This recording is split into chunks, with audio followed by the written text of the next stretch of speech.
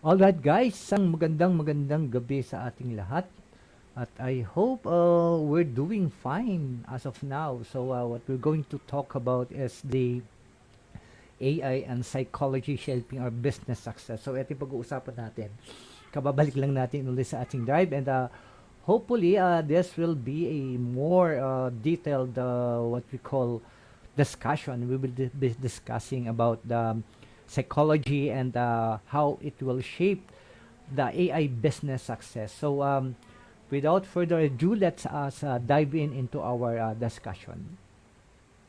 So, guys, ito yung pag-uusapan natin regarding the AI and psychology shaping business success. So, we will learn how AI and psychology will be able to help us in actually setting up the most important part na bakit kailangan ng ating business yung ganitong integration. So without further ado, these are the table of contents that we will be able to discuss. So we have here the introduction to AI and psychology in business, the role of AI in modern businesses kung paano ba ito. So we will be discussing in a 45 minutes kung ano yung mga mahahalagang bagay nito. So psychological principle impacting the business success. Now, also the ethical consideration in AI implementation. We need also to balance human thought with AI and also the case study of successful integration, and most importantly, the partnership between AI and human insights. And of course, yung final ano natin, yung resources for further learning. So guys, we will discuss number one, ano ba yung tinatawag nating introduction to AI and psychology. So AI is now revolutionizing the process, the decision making of customer engagement. So hindi kaila sa atin na talagang ito na yung ginagawa ni AI ngayon.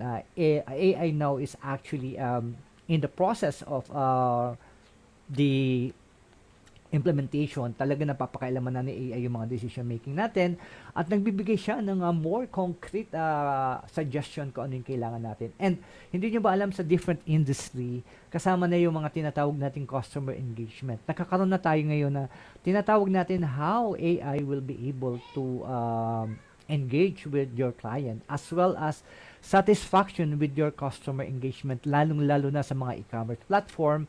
Yun lahat, yung pag-develop ng tinatawag nating mga chatbot na it can answer 24/7. So, AI actually is not only revolutionizing the business, but it makes the important part how it should have a major decision making through data, through infographics, through other essential information that could help influence what we call the most important yung mga decision matters. And also, ang pinakamaganda nito, psychology offers insight into human behavior, motivation, and decision making.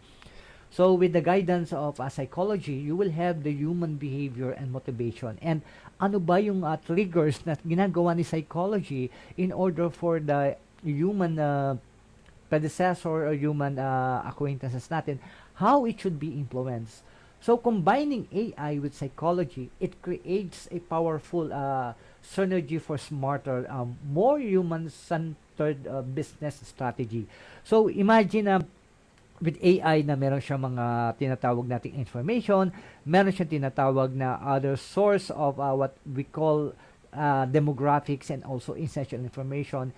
In combination with psychology, we will have a better understanding how the human-centered business actually applies. So it is now we will have a synonymous platform where we could actually analyze kung ano ba talaga yung binibigay na napaka-importanting bagay so that we will have a very synergistic decision how AI will improve the decision making of human being through psychological tinatawag nating measurement and other areas where the information is so vital. So understanding this intersection, it helps businesses optimize technology without losing a human touch. So, ibig sabihin nito, with the guide of AI, mas napapabilis na yung ating mga judgment. But of course, we need to analyze, we need to think, we need to look into deeper information na nandiyan na nga, hindi mo na kailangan mag-research, hindi mo na kailangan tinatawag na you need so much information, but with the help of AI that analyzes the information, it analyzes the data in a very specific given commands or algorithm. Napapanahon na upang mabigyan natin ng isang magandang panukala how our business will be able to behave. And at the same time, gone are the days na you need to do a lot of research manually, and the same time, um, kailangan mo na maraming expert if you want a very good decision making. But of course, kailangan pa rin natin yun. Pero ang maganda kay AI, tinanggal niya na yung at least 50% of the effort. With the rampant development of AI technology, lalong-lalo na yung ChatGPT, marami na siyang tinatawag na involvement of innovation.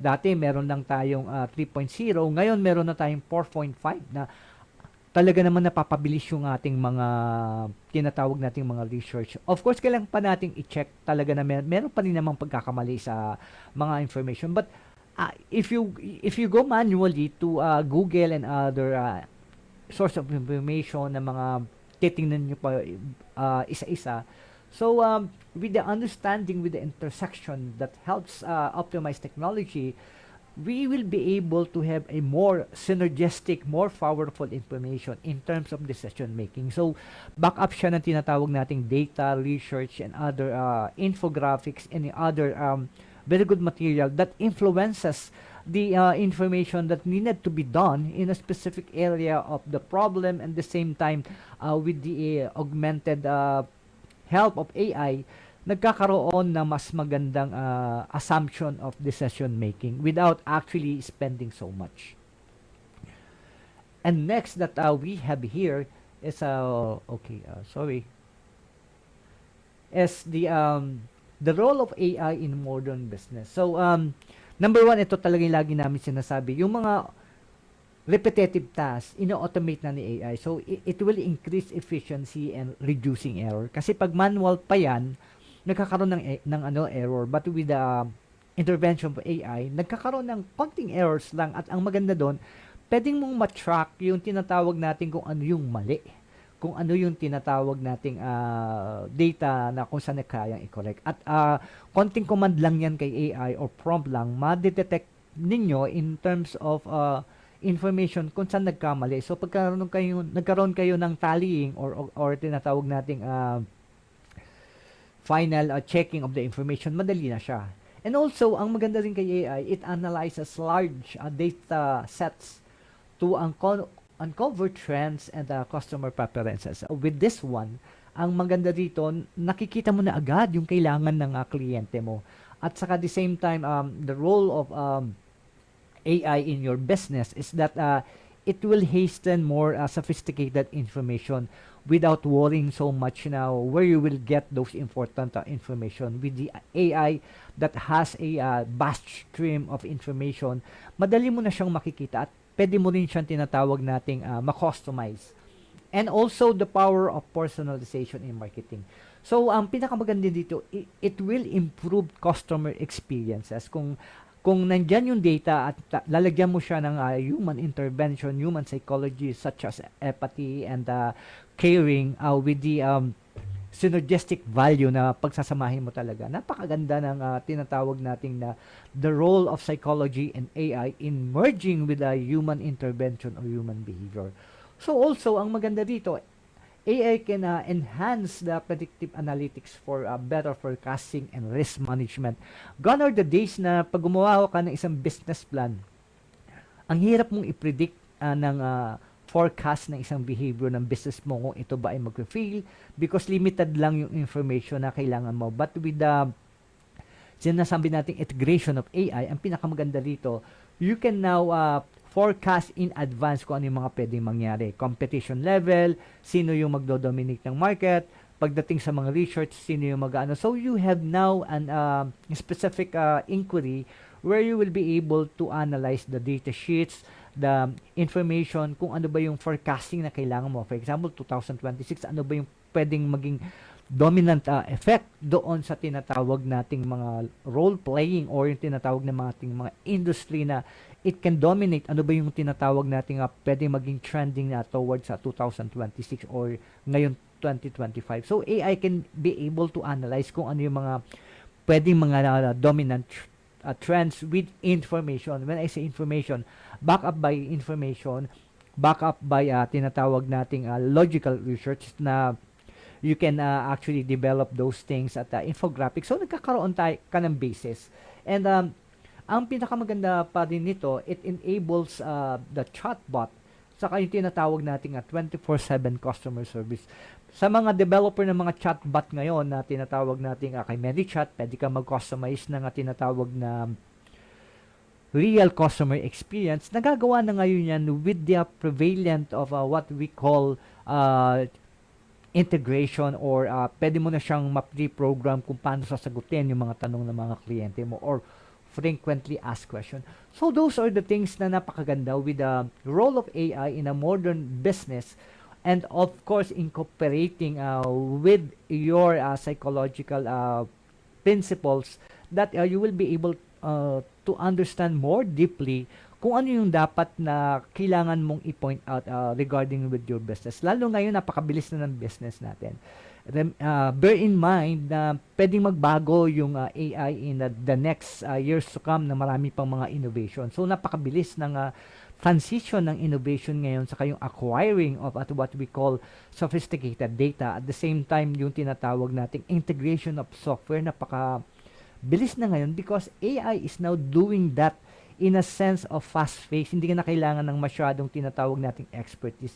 But because AI has now a vast information doon sa kanyang database at yan ay lumalaki pa in the years to come, kaya napapabilis ni AI kung paano niya ma-analyze. But for sure, AI cannot replace a human ingenuity.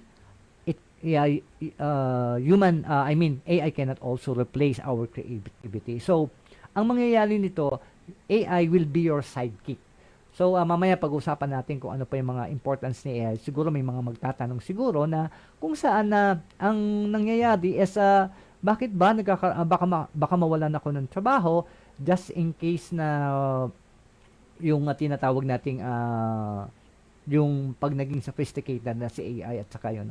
We will give on thoughts on that one in the later parts of our discussion. And of course, the next thing is the psychological principles or impacting the business success. So here, it is very important pagdating sa cognitive biases, influence consumer decision, understanding them to help tailor AI-driven marketing. So with the augment of, since AI is a learning machine, ang pinakamaganda dito yung mga expert pagdating sa human behavior, ini-integrate na nila yung mga cognitive biases so that it can analyze or the decision making AI can now influence the marketing decision tailored towards any consumer or any client na kailangan niya ng deeper analysis, ano ba yung proven behavior. So these are the things na pwedeng gawin sa isang augmented AI o yung tinatawag nating implementation based doon sa prompting, based doon sa customization. And ang pinakamaganda rin dito, when integrated with the principles of psychology, yung behavioral economics merge with AI, aiding AI models in predicting market behavior. So, pwede nang ma-predict yung market behavior using what we call psychology. And it aids in economic predicting market behavior. Ano ba yung mga prediction na pwede mangyari? Let's say sa isang industry ng e-commerce, cryptocurrency, trading, or yung tinatawag nating stock market, with the integration of psychology and AI, it can now predict the behavior of specific location. For example, ano ba yung tinatawag nating behavioral pattern pagdating sa trading, for example, sa Pilipinas, ano ba yung gusto ng mga Pilipino? Ano ba yung binibili ng Pilipino pagdating sa tinatawag nating stock exchange or yung cryptocurrency? So AI can be able to give you a specific analysis on how the buyer behaves in acquiring, for example, an asset, buying a cryptocurrency or holding an assets. So those are the things that AI can do with the integration of psychology. And of course, the most important thing is si AI ngayon nilalagyan na siya ng emotional intelligence wherein it can be a key to leadership although it cannot replicate the originality, but what we have here is that pagdating sa customer interaction, it complements the AI analytical capability. So when you need serious information regarding the behavior of a specific person, so with the interaction with AI, you will have a specific information, demographics, or what we call the assets, kung paano ba siya naging influence. So pwedeng gawin ni AI yan in the mass specific tinatawag nating target market or target audience. And next that we have here is ethical consideration in AI implementation. So first, AI is not perfect. So kailangan pa rin yan ng human intervention. So pagdating sa transparency, business must disclose AI role in decision maker. This is not perfect. Kailangan pa rin na meron kang i-integrate na guidelines sa kanya. Kasi unang-una si AI wala siyang emosyon, wala siyang feelings, wala siyang tinatawag na kinikilingan, wala siyang, hindi siya sip-sip, hindi siya marites. So transparency is being implemented with each algorithm or program inside AI. So the role of AI in decision making should be implemented with transparency. So depende na to sa mga tinatawag natin mga developer, programmer, nilalagyan na nila ng measurement how AI will be able to counteract and react. Pagdating naman sa privacy, safeguarding the user's data against misuse or breach. Ito na yung tinatawag nating pwedeng gamitin si AI sa pagiging scammer. Pwedeng rin si AI gamitin sa pag-stall ng mga tinatawag nating importance data or yung tinatawag nating intelligence. Pwedeng gamitin si AI yan. But depende yan sa magiging programmer, magiging user. AI has so much capabilities. But again, with ethics and kailangan yan talaga ang bantayan. So other developers who are now in a form of ethics and law are now developing guidelines how AI should be used in terms of privacy. And pagdating naman sa bias and fairness, katulad nga ng sinabi ko kanina, wala kasing empathy si AI, walang feeling yan. So the AI system should be regularly audited to prevent discrimination. So kung ano man yung mga tinatawag nating information pag nagre-research ka sa prompting, sa command, kailangan nating basahin din ng maayos kung naaayon ba. So again, AI can actually commit mistakes. But with our knowledge in guiding AI as a partner, we can guide AI how it should behave. So pagdating sa fairness, human intervention, it is very important. Pagdating naman sa accountability, we should have a clear responsibility how AI should be established on decision making. Dapat meron tayong support kung saan natin pinagkukuha yung mga information that can be used in a very way that it complements the information that we need. So we must be very careful on how that piece of information should be used in a tinatawag nating correct way, legal way, at saka the same time hindi siya bias. So our accountability is very important when we use AI. So, tayo dapat ang magkaroon ng ganung klaseng accountability.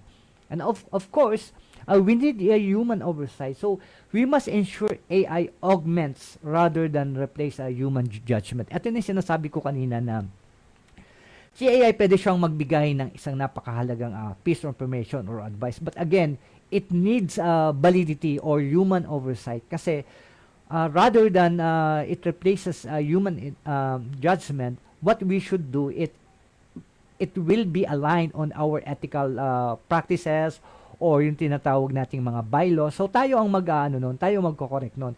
AI will just provide a very nearest information that equates kung ano man yung reasoning na ginagawa natin. So, kailangan talaga ng human intervention. Kailangan talaga natin ng human empathy on this and human judgment. Yun ang hindi pa as of now kayang gawin ni AI. But since AI is a learning machine, it can be learned on the due process or tinatawag natin in a longer period of time kasi it adjusts. But again, it cannot be what you call operate without human intervention. And again, balancing human thoughts with AI. So again, AI excels in data processing. Katulad nga ng sinabi ko, but it lacks on empathy and contextual understanding or what we call yung tinatawag nating philosophical or emotional logic understanding. Yun ang wala si AI.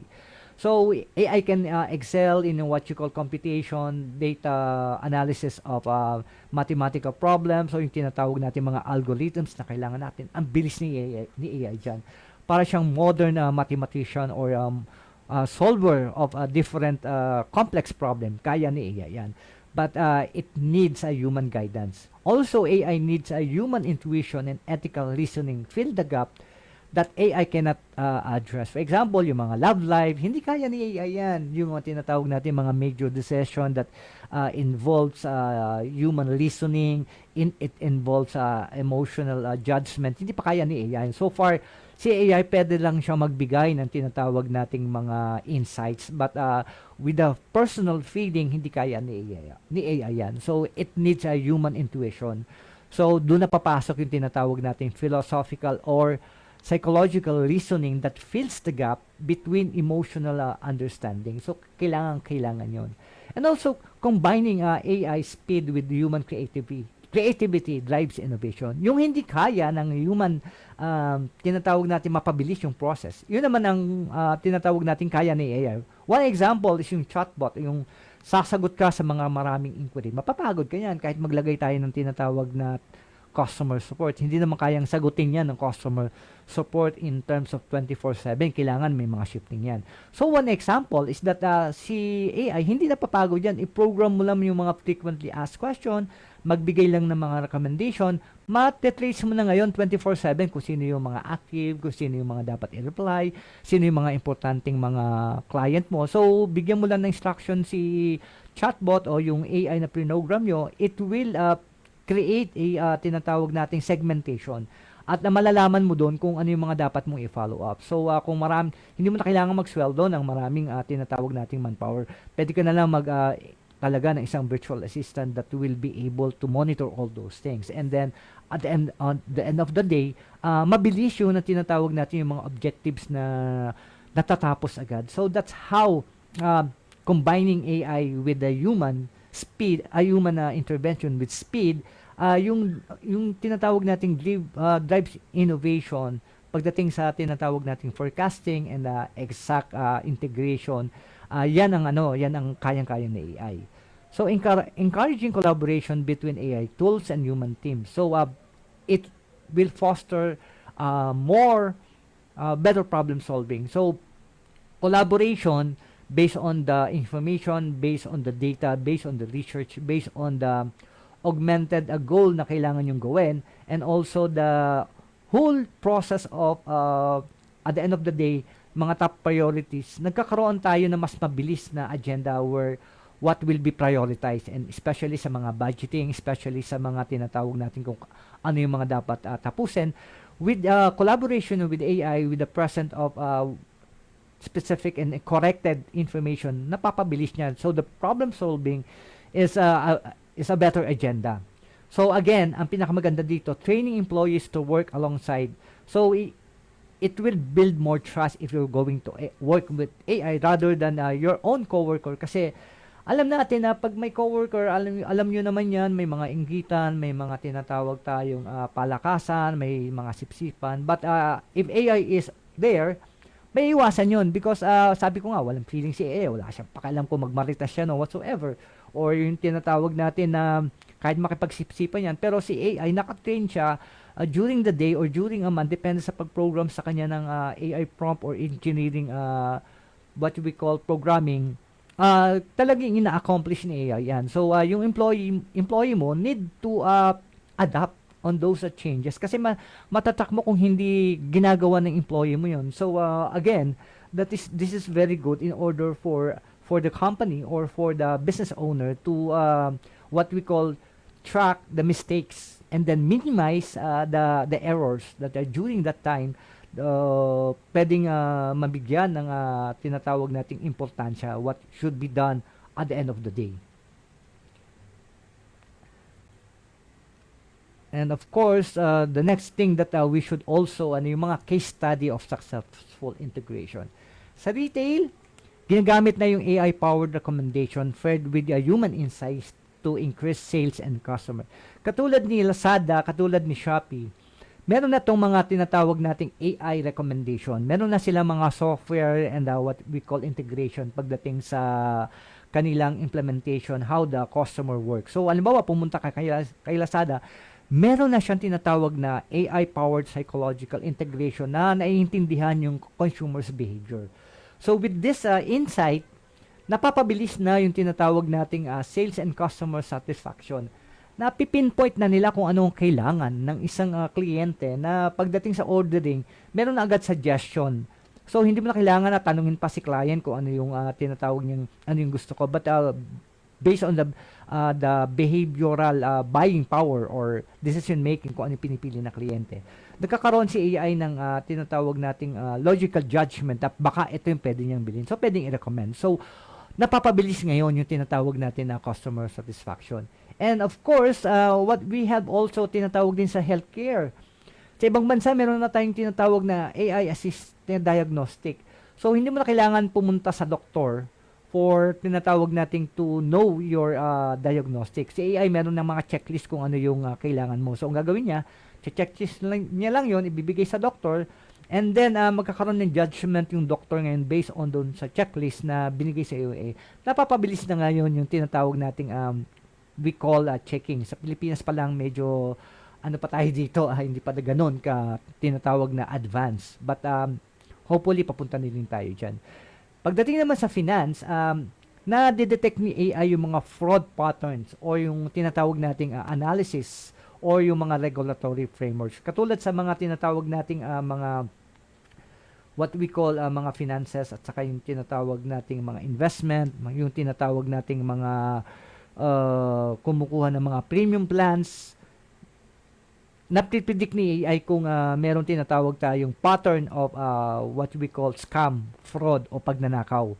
So sa mga kumukuha ng mga tinatawag nating plans for their retirement, for their schools, each company has now implemented AI detection fraud para mapabilis yung makita agad kung nagkakaroon ng error sa system.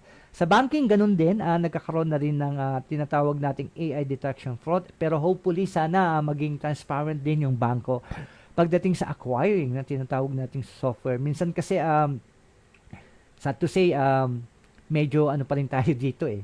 Alam mo yun yung medyo lacking pa rin tayo, wala pa rin tinatawag na malinaw. So, I hope the government and also the expert in IT technology will become a turning point wherein talagang kailangan to pagdating sa tinatawag nating maximum security. And of course, yung tinatawag nating customer support.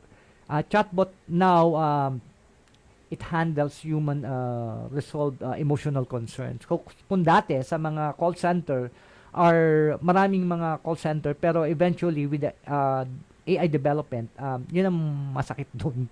Gumagamit na sila na yun. So maraming nagiging ngayon retrench or nawawalan ng trabaho because of AI is now taking over on the repetitive task na program na yan kay AI. So in order for us to be competitive, we must adapt AI how it should help us in a way. For example, ako, nag-a-adapt ako dito ng skill how I can implement AI sa isang negosyo na kailangan ng isang kliyente kung ano yung kailangan niya. So, we will begin on the problem, we will begin to analyze kung paano makakatulong si chatbot on the specific campaign, specific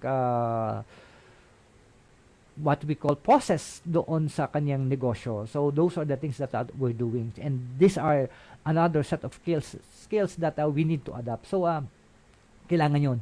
So, whether you will like it or not, we need to reskill. We need to develop how we'll be able to augment our income. Not only that, but also to stay competitive and acquire.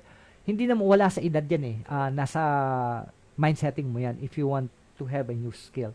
Because as a human being, we are programmed to acquire new skills, new attitude. We're not a robot just like AI. AI is being developed by human as well, but dinevelop siya para makatulong. But again, it is a process of mindsetting how you will be able to adapt it. And next is what we call the importance of partnership between AI and human insight. So partnership between data scientists, psychologists, and other expert in given tinatawag nating area, napakalaga nun because it is very critical because we are sharing information that is unique, that is very sensitive, and the same time it influence how AI behaves. Sa multidisciplinary team naman, it ensures the application are very useful pagdating sa yung tinatawag nating central operation. So, with this one in mind, hindi lang pwede si AI mag-behave. So kailangan niya ng multidisciplinary team in order to ensure the correctness, the tinatawag nating accuracy, uh, precisely pagdating sa mga information and ethically sound practices. So kailangan yun ng AI. So ongoing din yung dialogue between AI developers sa mga end user for a system design and trust. So again, this is being done with not only in the ongoing dialogue, but it enhances the system design and trust for the whole community to trust on AI, how it should be used. So, kailangan talaga ng mga experts. So, investing in training and culture can change smooth AI adoption and integration. Just like any other piece of technology, this is not perfect, but actually it will influence how we will be able to adopt and capitalize AI in solving our daily tasks in a very fast way, accurate way, and also our responsibility is to make sure that we will review every action that AI is doing. So, nakadepende pa rin sa AI, kaya nga partnership yon. So, this partnership will drive sustainability and responsibility among businesses growth. Whether you are in networking, whether you are in e-commerce, whatever niche you are, hindi mo na mapipigilan si AI. AI is here to stay. It will be evolve more quickly and sophisticated in the years to come. The question is, are you be able to adapt and learn, or ibig sabihin, kailangan mong magkaroon ng new skills. So, depende sa'yo. But in our side, in my conclusion, AI is very helpful to me. So, na nagkaroon ako ng most tinatawag nating wider perspective how to use AI correctly and ethically in our day-to-day basis, especially with our clients.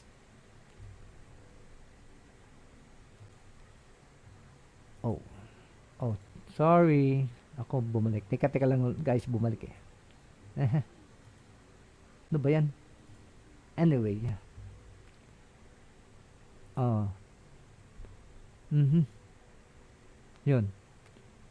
So guys, the insight shared here, the presentation is very crucial. So AI and psychology in right-wing business. So embrace both technology and human understanding. So for more resources, we created e-talk subtract, for you to discover. Nandiyan yung tinatawag naming mga podcast blog that we call. Nandiyan na rin namin ipopost yun kung paano nakakatulong yung AI and psychology for your business integration as well as business application. So tune in our etechinnovsubstract.com for more learning material and discussion. Comment below kung na-enjoy nyo yung aming discussion, and also our podcast blog, ang tawag namin dito, because it has an audio and also a written blog specifically for the psychology and merging with AI business towards adapting with your niche. So this is more on the principle how you will be able to capitalize 100% the capabilities of AI in understanding the human behavior and the psychological pattern, how it should be integrated. So guys, maraming salamat. So each day is a blank page. So we need to focus on what we can do on a day-to-day basis. So it depends on us. It depends on how we'll be able to overcome those things. So again, learning AI is not that complicated. All you have to do is just basic understanding. Walang age gap dito. Hindi mo kailangang maging expert dito. You just need to basically understand what AI can solve. And again guys, thank you so much. Maraming maraming salamat sa maiksing pakikipag-ugnayan sa amin. And again, marami pa kami susunod na mga live. And also yung recorded stream namin, you can watch our recorded stream doon sa YouTube. Kasi ngayon si Facebook after 30 days tinatanggal yung live. What we did is kahit matanggal yung live discussion namin is mapapanood nyo yung aming live broadcast doon sa YouTube namin. Anyway, ipapost na lang namin. Again guys, thank you and magandang gabi. Ingat tayong lahat and see you again in our next live stream.